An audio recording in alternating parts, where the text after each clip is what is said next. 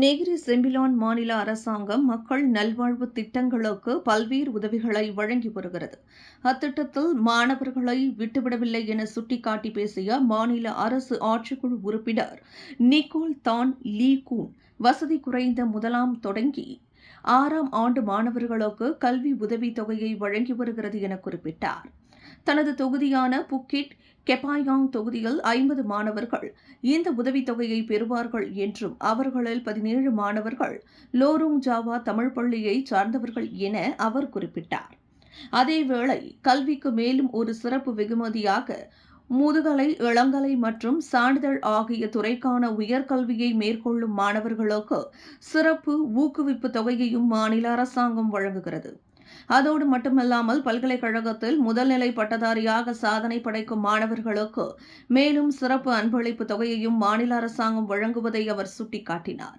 முன்னதாக பேசிய Lorong Java Tamil பள்ளி தலைமையாசிரியர் முகமது ரஷி பாலன், இப்பள்ளியில் பயிலும் மாணவர்களில் 70% P40 குடும்பத்தை சார்ந்தவர்கள் என குறிப்பிட்டார். அதேவேளை இப்பள்ளி மாணவர்களின் கல்வி வசதியை மேம்படுத்தும் வகையில் அதற்கான நடவடிக்கைகள் துரிதப்படுத்தப்பட்டுள்ளது என அவர் குறிப்பிட்டார். குறிப்பாக மாணவர்கள் ஒன்று கூடல் மற்றும் புறப்பாடு நடவடிக்கைகளுக்கு ஏற்றாற்போல் பள்ளி வளாகத்தில் திறந்தவெளி மண்டபம் நிர்மாணிக்கும் திட்டம்.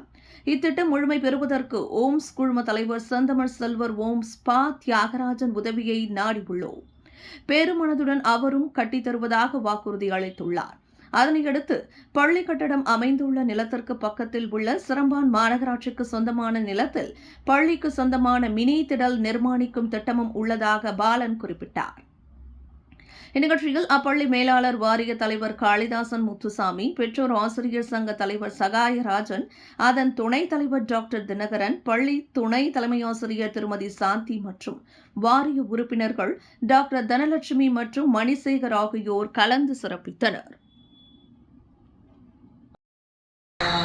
Mengapa salam berbatin? Kerana Negeri Sembilan kami menamakan adat berbatin. Ini juga menjadi satu keunikan di mana kita boleh gunakan untuk menarik pelancong. Kerana negeri lain tak ada berbatin, cuma satu negeri saja. Itu sebabnya kita selalu ingin tonjolkan keunikan. Okey, hari ini adalah kami akan mengedarkan bantuan anak sekolah DAS, iaitu untuk murid-murid sekolah darjah 1 sehingga darjah 6. Dan untuk sekolah menengah kami ada bantuan anak negeri. Untuk bantuan anak sekolah RM600 dan tahun dan bantuan anak negeri RM550. So saya difahamkan di Kepayang kali ini kami menerima 50 pelajar untuk menerima bantuan ini. Bilangan guru seramai 45 orang dan kami mempunyai moto kami sendiri, Jawadian Dare to Dream, Strive for Excellence.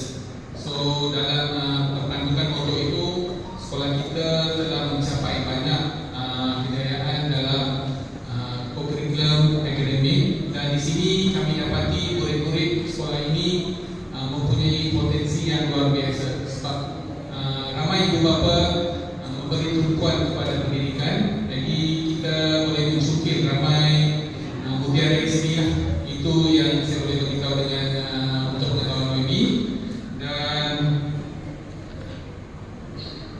sekolah juga bagi harapan saya adalah sekolah dengan kerjasama guru, PMBT, NPS dan bekas murid, kami berhasrat untuk meningkatkan potensi murid, kualiti guru, kecemerlangan sekolah dalam 3 bidang, kurikulum, sasial dan kurikulum, dan dengan infra yang kondusif bagi semua warga SKT Lorong Jawa, supaya SKT Lorong Jawa cemerlang, gemilang dan terbilang menjelang tahun 2026. Ini kami punya objektif dan misi kami lah di sini. Negeri Sembilan குழந்தைகளுக்கும் நமது பள்ளி மாணவர்களுக்கும் இங்கே உதவித்தொகை வழங்கப்படவிருக்கிறது. ஆக இந்த உதவித்தொகையை நமக்காக வழங்க இந்த வீட்டில் நமது மாநில அரசின் ஆட்சிக்குழு உறுப்பினரும்